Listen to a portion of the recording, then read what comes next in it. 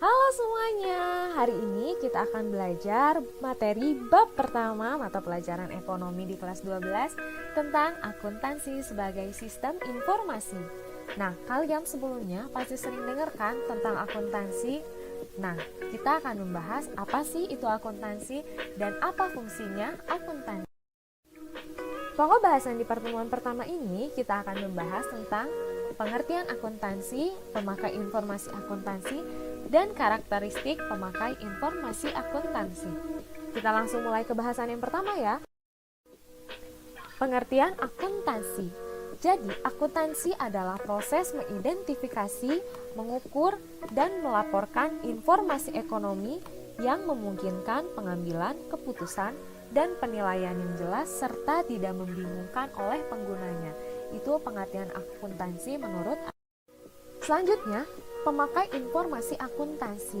Nah, jadi akuntansi ini menyediakan informasi untuk berbagai pihak sesuai kebutuhannya. Nah, pemakai atau pengguna informasi akuntansi ini dibagi menjadi dua kelompok. Ada yang tahu apa aja? Yang pertama yaitu pihak internal dan yang kedua adalah pihak eksternal. Nah, bedanya apa sih pihak internal dan pihak eksternal? Jadi, kalau pihak internal itu adalah orang-orang yang langsung berkaitan dengan perusahaan, sedangkan pihak eksternal itu tidak langsung bekerja atau tidak langsung berkaitan dengan perusahaannya. Nah, pihak internal siapa aja sih? Yang pertama yaitu pimpinan perusahaan, yang kedua adalah kepala bagian akuntansi, yang ketiga adalah kepala bagian keuangan, dan yang keempat adalah kepala bagian lainnya. Kalian tahu nggak sih, apa bedanya kepala bagian akuntansi dan kepala bagian keuangan? Nah, jadi kalau kepala bagian akuntansi atau yang dikenal dengan akuntan, itu bertugas untuk mengumpulkan transaksi-transaksi, mengelompokkan transaksi tersebut, dan menjadikannya laporan keuangan. Sedangkan kepala bagian keuangan atau yang dikenal dengan finance, ia bertugas untuk mengelola atau mengatur dana perusahaan.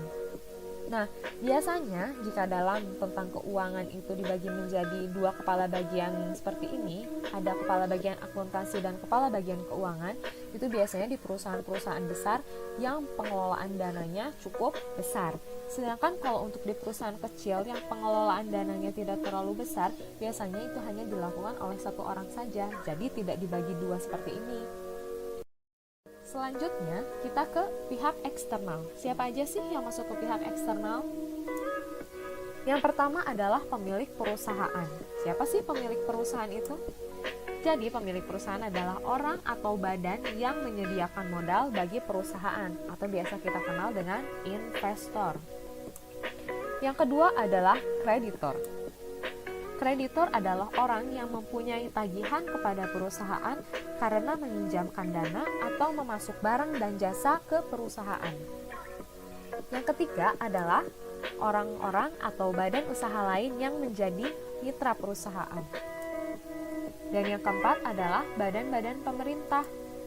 Instansi yang mengelola keuangan negara harus mengawasi kinerja perusahaan, terutama yang berhubungan dengan pajak. Nah, ini ya, pengguna informasi akuntansi itu ada pihak internal dan pihak eksternal. Kalian harus tahu kenapa mereka membutuhkan informasi akuntansi. Kita masuk ke pembahasan tentang karakteristik pemakai informasi akuntansi. Yang pertama yaitu pimpinan perusahaan. Peranan informasi akuntansi sangat menentukan bagi kemajuan perusahaan dalam pencapaian laba perusahaan. Informasi akuntansi dapat memberi berbagai informasi yang diperlukan untuk kemajuan perusahaan. Nah, kenapa seorang pimpinan perusahaan itu memerlukan informasi akuntansi? Karena seorang pimpinan itu ia harus mengetahui keadaan keuangan perusahaannya. Kalau seorang pimpinan tidak mengetahui keadaan keuangan perusahaannya, bagaimana jika perusahaan itu tiba-tiba bangkrut? Nah, jika pimpinan perusahaan mengetahui keadaan keuangan perusahaannya, ketika perusahaan mengalami kerugian, seorang pimpinan harus mencari strategi atau promosi apa yang harus dilakukan agar bisa mencapai laba maksimum dan tidak menimbulkan kerugian. Nah, itulah mengapa pimpinan perusahaan memerlukan informasi akuntansi atau harus mengetahui laporan keuangan perusahaannya. Yang kedua adalah pemilik perusahaan. Nah, pemilik ini secara langsung menikmati hasil yang dicapai perusahaan.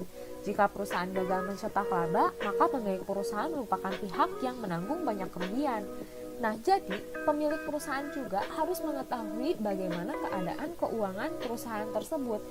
Jika perusahaan tersebut rugi, nah otomatis yang menanggung resikonya siapa?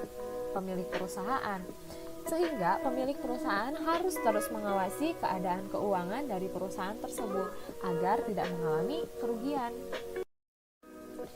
Yang ketiga adalah kreditor.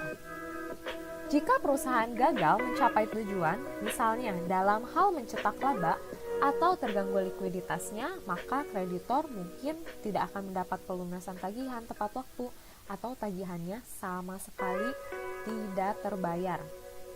Nah, kalau misalnya kreditor mengetahui informasi akuntansi atau laporan keuangan perusahaan tersebut, hal-hal tersebut dapat dihindarkan.